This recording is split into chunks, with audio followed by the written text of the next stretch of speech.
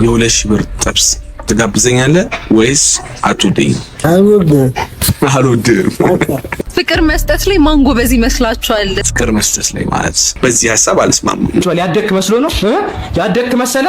ይበላል ይመጣል እቤቱ ይተኛል። ኖርማል ችግር 500 ኮይን ማይክ ላይ እንዳታወሪና 1000 ብር አስመጥተሽ ማለት ሰላም በስመአብ ወልዶ መንፈስ ቅዱስ። ይሄው እዚህ ጋር ነው ስሙ በእንግሊዘኛ ስለሆነ ፖሊስ እንግሊዘኛ ይችላል አሉ። አንተ ወጣቱ እንዴት ነው የምናናቀው? ቆጣሪውንም ፋሚሊ ሪያክት ተጀምሯል። እስካሁን ሰብስክራይብ ካላደረጋችሁ አሁን ስለምታደርጉ ግን አመሰግናለሁ።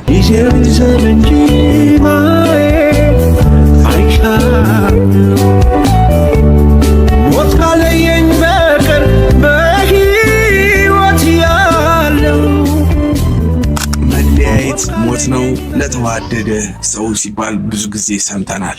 እኛም ለ1 ዓመት ተለያይተን ነበር፣ ግን ተስፋ ሳንቆርጥ ድጋሚ ለመጀመር ከ1 ዓመት በኋላ ተመልሰናል። የእናንተ እርዳታ ያስፈልገናል። እቺ ድጋሚ ልባችን ውስጥ የተቀጣጠለችዋ ተስፋ ረጅም ጊዜ እንድታበራ ላይክ፣ ሼር፣ ኮሜንት አድርጉልን። ወደ መጀመሪያው ቪዲዮ እንለፍ። ፍቅር መስጠት ላይ ማን ጎበዝ ይመስላችኋል ስላችሁ እሱ ትላላችሁ። ፍቅር መስጠት ላይ ማን ጎበዝ ይመስላችኋል ስላችሁ እሱ ትላላችሁ። ፍቅር መስጠት ላይ ማለት እንዴት አውቀው ነው እሱ ያሉት? እንዴት ለጊዜ እሱ ፍቅር ሲሰጥ ጎበዝ ስለሆነ ነው። እኔስ እሱ ማዲኒ መስከረ እና የኔን እነሱ ከመሰከሩ ያንቺን ደግሞ ይመስከራል። እሺ ፍቅር መስጠት ላይ you are so sweet። ጥያቄ ስፔሲፊካሊ አልገባኝም፣ ግን እነዚህ ልጆች በጣም ነው ደስ የሚሉኝ። ጓደኝነታቸው፣ አብሮነታቸው በጣም ደስ ይላል። ይሄን ቪዲዮ ተጋብዙልኝ። እግዚአብሔርን ማመሰግንባቸው አንዱ ምክንያቶች ፒተር የኔ ስለሆነ ነው። እግዚአብሔር ወርቅ በብዙ መከራ የተፈተነ ጽድት ያለ ሰው ለኔ ስለተሰጠኝ ነው። የኔ ወርቅ ዋው በጣም ደስ አለሽ። በጣም ነው ደስ የሚሉት። እኔ አይቻቸው በጣም ነው የወደድኳቸው። ምንድነው እዚህ ቤት እራት የለም እንዴ? ምን እየሆንክ ነው? መስቀል መኮሳተር መነጫነጭ ምንድነው እራት? አንዴ ጠየቅኳችሁ። ምንድነው ለወሬ በትክክል አትጠይቅም? ታዲያ እኮ እየጠየቅኩ እንደሌላ ጊዜ በትክክል ጠይቅ። አንተ ልጅ አትኮሳተር። ምንድነው እንዴ? አፍ መስቀልም ጀምረሃል? ምንድነው የተለኛ? እኔ እዚህ ቤት ማለት ነው ካም በኋላ እኔ ከዛሬ ጀምሮ መብትና ግዴታዬን አስከብራለሁ። እዚህ ቤት ውስጥ ጀበና አምጣ፣ ሲኒ አምጣ፣ ሪሞት አምጣ ምናምን አንድ ሰው እንዳይለኝሽ። ጭራሽ አትጠየቅም? አልላክም እያልኩ ነው። አልላክም። እዚህ ጋር ታዲያ መተህ ያበራን ቤት መተህ ትቀልባለህ። አንተ ቁጭ ብለህ ትበላለህ። ምንድነው? እኔ በቃ እኔ አባቴ ቤት መጣ አንተ ትቀልባለህ ሳትታዘዝ። ምን ተኮሳተረ? በቃ አደረክ መሰለህ። አሁን ራሱ የምትሰጡኝ ከሆነ ካልሰጣችሁ ውጣ። ሰማኸኝ አይደለም? ባሌን ጎዳው ብላ ምንዋን ጋቻሉ። አንተ አባባሉን አንተ ላይ አሳያለሁ። አርፈህ ቁጭ በል። ያደክ መስሎ ነው ያደክ መሰለህ? በቃ 2 ፍሬሲ ማውጣ 18 ሞላ። በቃ ያደክ መሰለህ? ትጉ ማለት ጀመርክ። እራት በስትክክል ነው የምትጠይቀው። አበለም ተኮሳትረ እዚህ ጋር የማይሆን ነገር ብታወራ ማለት ነው ከዚህ በኋላ ከቤት ነቀዬ ነው ማስወጣ። እሺ አርፈህ ቁጭ ትላለህ። እራት አለ አውራት እንደዚህ ነው የሚጠየቀው። ቀስ ብለህ ትበላለህ። ረጋ በል። ሲቀርብልህ ነው የምትበለው። ጠይቀህ አይደለም። እቺ ግን 18 እድሜያችን ላይ ስንደርስ ማለት ነው ትንሽ የባህሪ ለውጥ ይከሰታል። አዎ ሳይንሱም ይደግፋል። እንደ ፋሚሊ እንረዳቸው፣ ተረዱን። እኛ አልፈነዋል። ኦልሞስት 18ን ካለፍን 18 ዓመት እየሞላን ነው።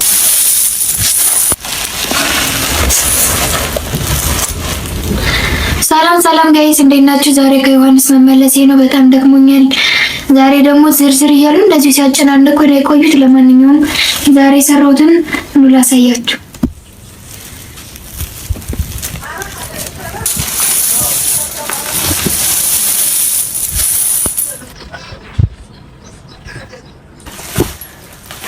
ይቺን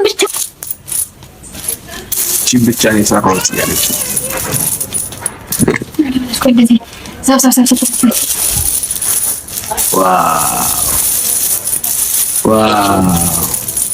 ገለወጡ እንደ 50 ሳንቲም እንዴት ይሰጣል? 50 ሳንቲም አሁን ምን ይሰራል? የማይገዛ ነገር ለምን ታመጣላችሁ? እኛ ስራ ብለን ወጥተን ይችን ይዘን መግባት አግባብ ነው? ኃይላችንን አፍጥተን ካሁን ይሰጡናል እያልን እኮ ተሳቀቀን። ምን ማለት ነው? አሁን ይችን ብር ይዞ መግባት ማለት በቃ የልጆች የትምህርት ቤት ክፍያ ያለብን፣ የመኪና ግብር አለ፣ በአመት የቤት ግብር አለ፣ የውሃ አለ፣ የመብራት አለ። በጣም ከባድ ነው ኑሮ። ኧረ ተው ግን ብር ስጡ እንዴ! አነሰ ነው ወይስ በዛ ነው አልገባኝ። ብቻ ግን ምናየው የእውነት ሰብስባ መታ ከሆነ ሰው ሰጪ ነው። በእኔ እንደውም ይሄ 1 ብር የሚባለው ሳንቲም ኪሴ ውስጥ ከገባ በእጅ ከነካው ረጅም ጊዜ ሆነ። በቃ ትንሹ 5 ብር እየሆነ ነውና ሰው ግን ስቲል እየዘረዘረ ለተቸገሩ ሰዎች እንደሚሰጡ ነው የተማርኩት እንጂ ይሄ ሁሉ ወጪ እንዳለባት አላወኩኝ። ያው የመሬት ስላነሳት ሙሉላት። ወደ ቀጣይ እንሂድ። አንቺ በመሆንሽ የህይወት ፋና አልፈራም ጨለማ ብርሃን አለኝና አይጠፋም ዘላለም ስምሽ ከአንደበቴ አለ በደሜ ውስጥ ፍቅርሽ በህይወቴ አልቀርም ደጅሽ ለዘላለም ለዘላለም ካንቺ የሚለየኝ ማንም የለም ማንም የለም አልቀርም ደጅሽ ለዘላለም ለዘላለም ካንቺ የሚለየኝ ማንም የለም ማንም የለም ደጅሽ ላይ ቆሜ ስለምንሽ ባርኪኝ እናቴ ማርያም ስልሽ ተደለደለልኝ ህይወቴ ባንቺ በእናቴ በእመቤቴ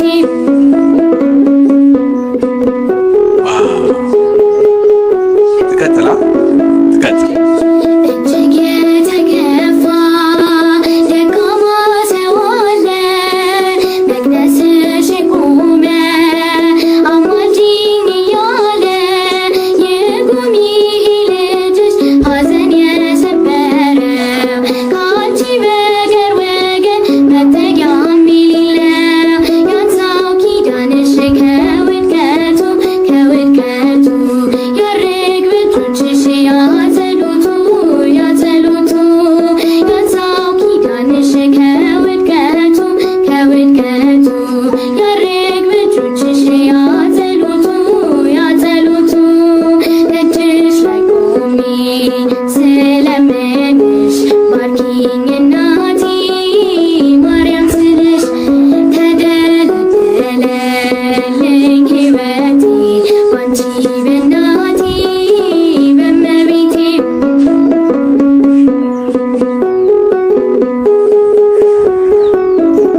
ዝማሬ መላእክትን ያሰማል። ማታ ማታ ላይ ከመተኛታችን በፊት ክራር እየደረደረች እንዲህ ደግሞ ጥዑም የሆነ መዝሙር ብትዘምርል። አቤት መድኃኒዓለም የኔ ልጅ አድጋ እንዲህ ማታ ማታ ተምራ መጣ። ከዛ በኋላ ለኔ በገና የምትደረድርበትን ቀን ካሳየኸኝ ያው በልብ ያለውን ታውቃለህ። እሱ መጽሐፍ ቅዱስ ሴት በመውለዷ ትድናለች የሚል ጥቅስ አለ። በጣም የሚገርም ጥቅስ። ሴት በመውለዷ ትድናለች የሚል ጥቅስ አለ። ምክንያቱም እናትነት ቀላል ነገር አይደለም። በቃ ልጅ ለማሳደግ የምትቀበለው መከራ ቀላል ነገር አይደለም። በራሱ በእግዚአብሔር ዘንድ ዋጋ ያለው ሞገስ ያለው ነገር ነው። አባቶች እናቶች ልጆቻቸውን ለማሳደግ የሚከፍሉትን ዋጋ የሆነ መንፈሳዊ ስራ አይመስላቸውም ሰዎች። መንፈሳዊ ስራ ለመባል የሆነ በቃ እግዚአብሔር ዘንድ ዋጋ ማግኘት የግድ ስለመጾም ስለመጸለይ ብቻ ነው የምናስበው አይደለም። በነገር ሙያ ቦታ ላይ ያለ የምታምን በራሱ እግዚአብሔር ዘንድ ዋጋ የሚያስገኝ ነገር ነው። አንድ አባት ልጆቹን ለማሳደግ ዋጋ ሲከፍል እግዚአብሔር አምላክ የማይመለከት ይመስላል። ስንት ልጆቻቸውን ጥለው በትነው ይሄዳሉ። ወልደው የሚጥሉ ስንት እናቶች አሉ። ያቺ እናት ልጇን ለማሳደግ የተቀበለችው መከራ እግዚአብሔር ዘንድ ዋጋ የሌለው ይመስላል። እግዚአብሔር የማይመለከተው የማያየው ይመስላል። እግዚአብሔር እኮ ያያል። እግዚአብሔር ያያል። ዋው! ለባለቤቴ ትልቅ ክብር አለኝ። ይሄንን ቪዲዮ ደግሞ ሰማው ክብሬ በጣም ከፍ ማለት የ2,000 ብር ጥብስ ትጋብዘኛለህ ወይስ አትወደኝም? አልወድም። በቃ መጨረሻችን ይሄ ነው። አንተ ለ2,000 ብር ጥብስ ሆነታቸውና አባታችን ካካ። ሰላም ነሽ እህቴ? ማይክ ላይ እንዳታወሪና 1,000 ብር አስነፍ። ስምሽ ማን? ሰላም። በስመ አብ ወልዶ መንፈስ ቅዱስ። ሴትዮዋ ሰላም ተሸነፍሽ። ማይክ ላይ እንዳታወሪ ነበር ያልኩሽ። ማይክ ላይ እንዳታወሪና 1,000 ብር አስነፍ። ስምሽ ማን?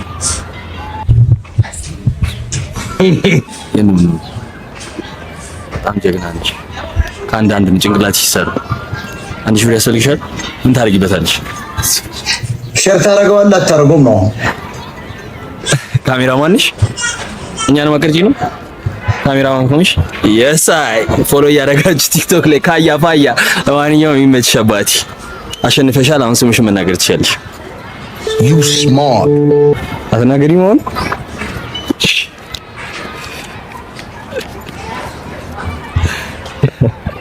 ይመችሽ እንኪያራዳልች አሸንፈሻል ደብልጂስ ይመችሽ እስካሁን ድረስ ዝም ብሏል የስ 1000 ብሯን ላጣ አደረጋት ፐርፌክት አንተ አቤት አለቃ ምንድን ወደን ወደስ የሰፈር ነኝ እዚህ ሰፈር ነኝ እኔ አይቻለ እሺ መታወቂያ አንተ ስራ ምንድን ስራ አጥነኝ አለቃ እና እንግዲህ ማታም ስለኝ ዘይ መታወቂያ ቆሻሻ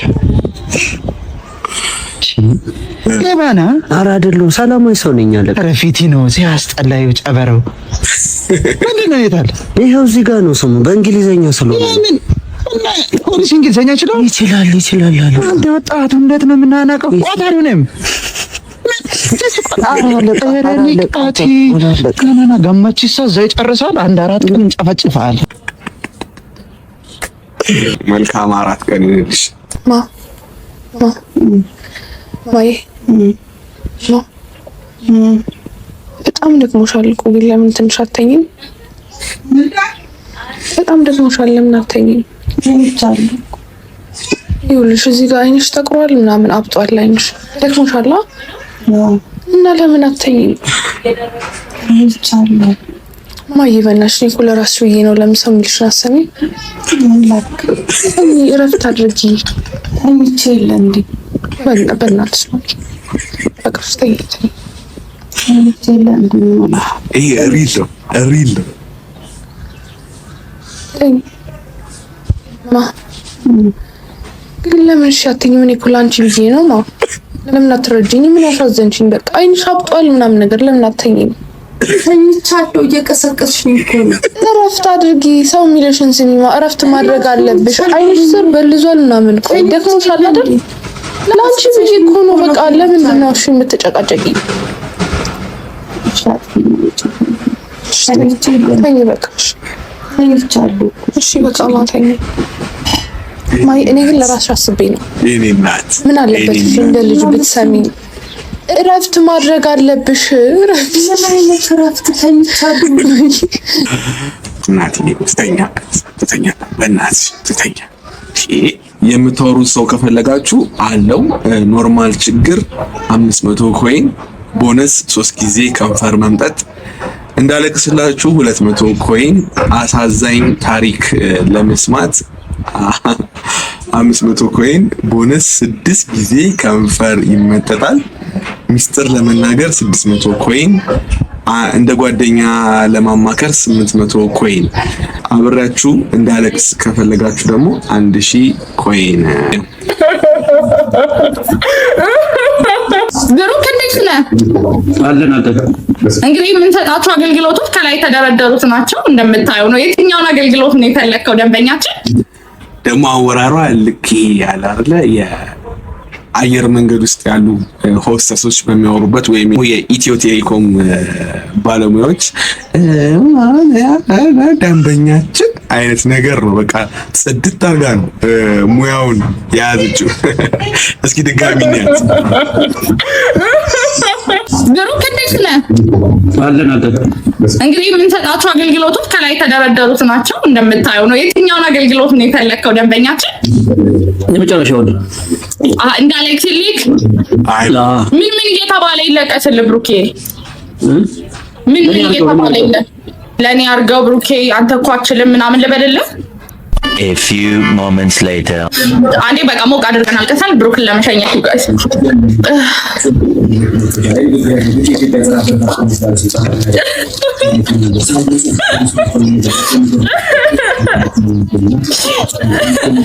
ማለ ብሩክ እልልሃለሁ ቦነስ ነው። እሺ እሱ ከኔ ነው በነፃ ነው። ብሩክ ለኔ አርገው አንተ እኮ አትችልም። አንተ እኮ አትችልም ብሩክ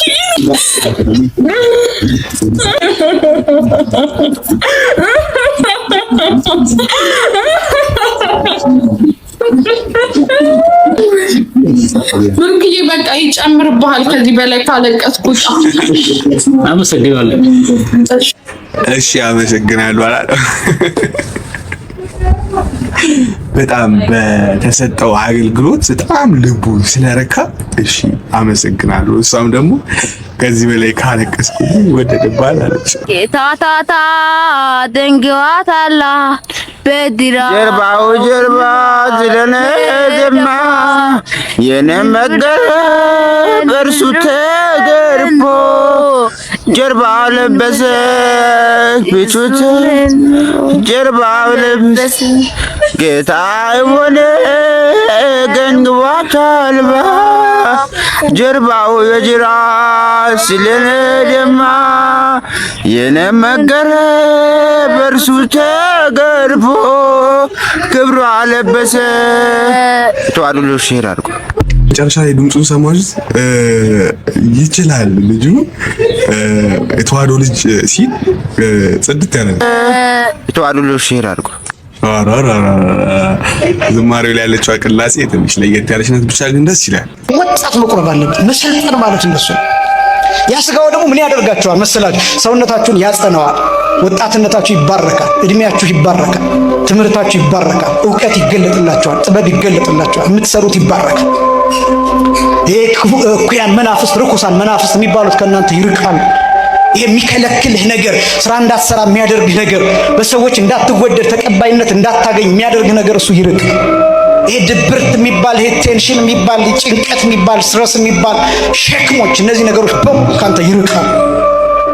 ስጋው ደግሞ መድኃኒት ነው። ከጸበል በላይ ስጋው ደግሞ መድኃኒት ነው። እኔ ሁሌ የማስነው በዚህ ኦርቶዶክሳውያን ጸበል በተመቃችን መልካም ነው። ከዚህ ተነስቶ በብዙ ኪሎ ሜትሮች አቋርጦ ሻንጣ ተሸክሞ ጸበል ለመጠበቅ የኢትዮጵያ ሀገር ዳር ድረስ ይሄዳል። መልካም ነው። እዚህ አጠገቡ ያለው ቤተክርስቲያን ገብቶ ግን ስጋው ደግሞ አይቀበል። እማዝ ነው። በዚህ አንድ ያጣላል፣ አንድ እንጨምር። ፈሪ የሆነ ሰው አይ በቃ ይሄንን ያልጀምረውም ያለ ሰው የትም አይደርስም። ምን ባላለው ማለትን እግዚአብሔር ምን ይለኛል እንጂ ሰው ምን ይለኛል ያለን ማለትን ያልተወ ሰው ማድረግ አይችልም። የሰው ልጅ ሁልጊዜም እንኳን ጓደኛው ላይ ከእግዚአብሔር ላይ ሐሳብ የሚሰጥ ፍጡር ነው። ሰዎች ስለሚያወሩት ጉዳይ መጨነቅ ሳይሆን እኔና እግዚአብሔር እንዴት ሆነን እየኖርን ነው የሚለውን ነው ማሰብ። ሰው የፈለገውን ማውራት ይችላል። እኛ ግን መስራት ያለብን የራሳችን። ስለዚህ ከፈሪነት መጠበቅ፣ ሰው ምን ይለኛል የሚለውን ወይም እንዲህ ቢገጥመኝሳ፣ ብዋረድሳ፣ አሬባስ አልነካካ፣ ይሄን ባደርገውሳ፣ ቢበላሽብኝሳ፣ ይሄን ብናገርሳ፣ እነገሬ ቢተቹኝሳ፣ እንዲህ ብሰራሳ፣ እንዲህ ቢሆንብኝሳ። የፈሪነት ነው። ምንድነው ያለከ መክሊቴን እነግዳለሁ ስል የባልት ሌቦች ቢወስዱብኝሳ ነበር ያለ። ፈሪ ሰው አያፈራም። አጉል ድፍረት ሳይሆን ምን ይሉኝ እነዚህ ይሉኝ ቢበላሽብኝ ብከስር እንዲብል ብሎ ማሰብ። ሁልጊዜ እየፈራ ነው ሰው ችግሩን ይዞ የሚኖረው። ሰው በዚህ ዓለም ሲኖር እንግዳ ነው። ለመክሰርም ለማትረፍም ተዘጋጅቶ መስራት አለበት። የምንችለውን ነገር በእግዚአብሔር አምነን ሰው አማክረን አቅደን መስራት። የተበላሸው ይበላሽ፣ የተረፈው ይተርፋል። የተበላሸው ይበላሽ፣ የተረፈው ይተርፋል። ውሻ በአንተ ላይ ከጮኸ ሌላ ሰው እየመገበው ነው ማለት ነው። ውሻ በአንተ ላይ ከጮኸ